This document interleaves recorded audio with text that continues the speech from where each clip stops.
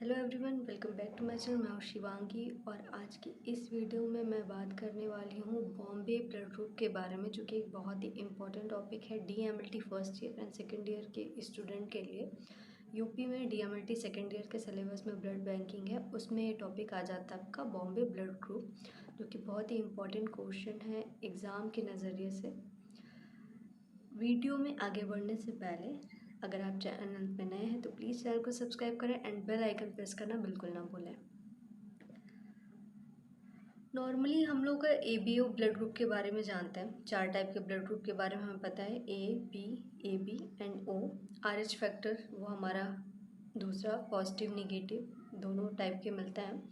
But जो Bombay blood group है बहुत ही रेयर टाइप का ब्लड ग्रुप है, जो कि हम इंडियंस में एंड कुछ जापानीज़ लोगों में भी पाया जाता है और भी अदर कुछ कंट्रीज़ में है।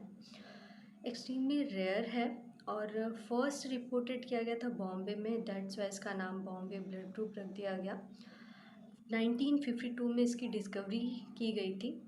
बेसिकली क्या होता है कि हमारा जो रेड ब्लड सेल है, एंटीजन्स उस पर सेल के जो मेम्ब्रेन है उस पर प्रेजेंट होते हैं एंड जो एंटीबॉडीज़ होते हैं वो फ्रीली मूव करते हैं, ये बात हमें पता है। तो उन्हीं एंटीजन्स में से एक एंटीजन है हमारा H एंटीजन, जो कि AB ब्लड ग्रुप में पाया जाता है। वो प्रिकर्सर होता है AB का। फिलहाल H एंटीजन के बारे में थोड़ा डिटेल में जान लेते हैं। तो H एंटीजन क्या है? बेसिकली वो प्रिकर्सर होता है A एंड B एंटीजन का। मीन्स कि जो A एंटीजन और B एंटीजन बनते हैं उससे पहले का जो उनका स्टेज होता है वो होता है H एंटीजन। ठीक है, तो जो बॉम्बे ब्लड ग्रुप के जो लोग होते हैं उनमें H एंटीजन भी नहीं पाया जाता और साथ में A और B भी एब्सेंट होते हैं। मींस कि ABH एंटीजन नहीं पाया जाता और उनका जो सीरम है उसमें AB and H antibodies present होता है।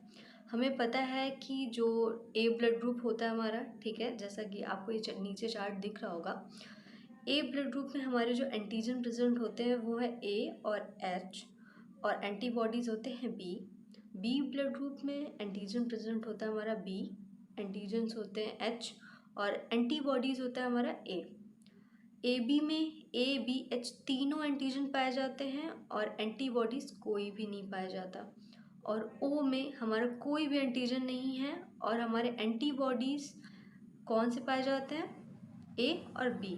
लेकिन जो बॉम्बे ब्लड ग्रुप है उसमें तीनों जो हमारे एंटीजन से ABH वो तीनों एब्सेंट होते हैं, बट एंटीबॉडीज़ ABH पाया जाता है। ठीक है, बायोकेमिकली अगर मैं बात करूं कि H एंटीजन हमारा प्रोड्यूस कैसे होता है, तो सबसे पहले जो हमारा फ्यूकोज है, फ्यूकोज आपका एक डीऑक्सी शुगर है, हेक्सोज डीऑक्सी शुगर है, जो कि ग्लाइकोप्रोटीन्स के सरफेस से बाइंड करके उसके बाद H एंटीजन का फॉर्मेशन करता है। ठीक है, ये जो फॉर्मेशन होता है वो कैटलाइज होता है आपका फ्यूकोसिल ट्रांसफरेज, आपका एंजाइम है। H एंटीजन जो है बॉम्बे ब्लड ग्रुप में एब्सेंट होता है, जिसके वजह से जो एंजाइम फ्यूकोसिल ट्रांसफरेज एंजाइम है उसकी भी डिफिशियंसी होती है। जैसे कि हमें पता है कि H एंटीजन जो है वो प्रिकर्सर है A एंड B एंटीजन का। ठीक है, तो इसी वजह से जो आपका ब्लड ग्रुप O है हमारा, ठीक है, उसमें H एंटीजन जो है सबसे ज़्यादा पाया जाता है एंड AB में H एंटीजन सबसे कम होता है। उसका रीज़न क्या है कि जब AB में हमारा H एंटीजन बनता है तो वो आगे ट्रांसफॉर्म हो जाता है किसमें? A एंड B में। ठीक है, A एंड B एंटीजन्स को भी बनाता है, तो जो H एंटीजन जो बने हैं उसमें कमी आ जाती है। ठीक है, लेकिन O में क्या होता है कि जो H एंटीजन है हमारा वो A और B में कन्वर्ट नहीं होता है, तो जिस वजह से सारे H एंटीजन बचे रह जाते हैं। यही रीज़न है कि O में हमारा H एंटीजन सबसे ज़्यादा होता है और AB में सबसे कम होता है। ठीक है, और बॉम्बे ब्लड ग्रुप में तो होता ही नहीं है।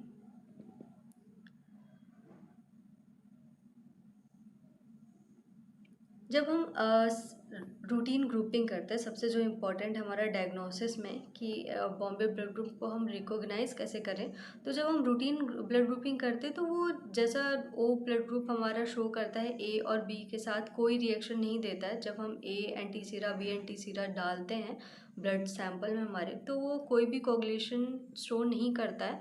तो दैट्स वाई सेम थिंग हमारा बॉम्बे ब्लड ग्रुप भी करता है, क्योंकि उसमें भी ए और बी एंटीजन प्रेजेंट नहीं होते हैं। लेकिन अब हम डायग्नोज कैसे करें, ये इम्पॉर्टेंट है। बिकॉज अगर ओ ब्लड ग्रुप को अगर हम बॉम्बे ब्लड ग्रुप, अगर जो हमारा डोनर है वो अगर बॉम्बे ब्लड ग्रुप, या फिर रिसीवर जो हमारा है वो बॉम्बे ब्लड ग्रुप का है, डोनर ओ ब्लड ग्रुप का है, अगर हम ब्लड ट्रांसफ्यूज कर देते हैं तो वो पेशेंट के लिए खतरा है। वो हीमोलिटिक जो ट्रांसफ्यूजन डिजीज़ है वो अकर कर जाता है, ठीक है, हीमोलाइसिस अकर करता है ब्लड का। During cross matching with different blood bags, जो क्रॉस मैचिंग है वो हमारे कंपेटिबिलिटी शो नहीं करता है। मींस कि अगर हम cross matching O blood group के साथ करें तो वो कंपेटिबिलिटी शो नहीं करता। इसी वजह से बॉम्बे ब्लड ग्रुप के रिकॉग्निशन के लिए हम लोग सीरम ग्रुपिंग या रिवर्स ब्लड ग्रुपिंग करते हैं।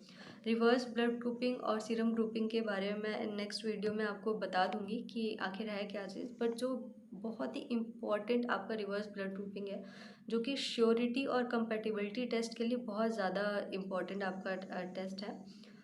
जो बॉम्बे ब्लड ग्रुप के जो भी पेशेंट हैं, ठीक है, अगर उनको बाई चांस अभी जो पर्सन है जो बॉम्बे ब्लड ग्रुप के, उनको अगर बाद में कभी ट्रांसफ्यूजन की ज़रूरत भी पड़ती है तो उनको सिर्फ और सिर्फ बॉम्बे ब्लड ग्रुप ही आप ट्रांसफ्यूज़ कर सकते हैं। अदर से वो बहुत ज़्यादा आपका हाइपर सेंसिटिविटी शो करेंगे, ट्रांसफ्यूजन रिएक्शंस होते हैं जो कि इनकम्पेटिबिलिटी शो करेगा। सो जो भी बॉम्बे ब्लड ग्रुप के जो भी आपके पर्सन है वो सिर्फ बॉम्बे ब्लड ग्रुप को ही बाद में अगर उनको नीड है तो ट्रांसफ्यूज़ करवा सकते हैं।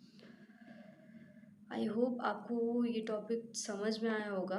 और भी कोई क्वेरीज़ हैं या फिर कोई भी क्वेश्चन है जो आपको समझ में नहीं आता है, या फिर कोई ऐसा टॉपिक जो आप चाहते हैं मैं उस पर वीडियो बनाऊँ, तो प्लीज़ कमेंट करके मुझे ज़रूर बताएं।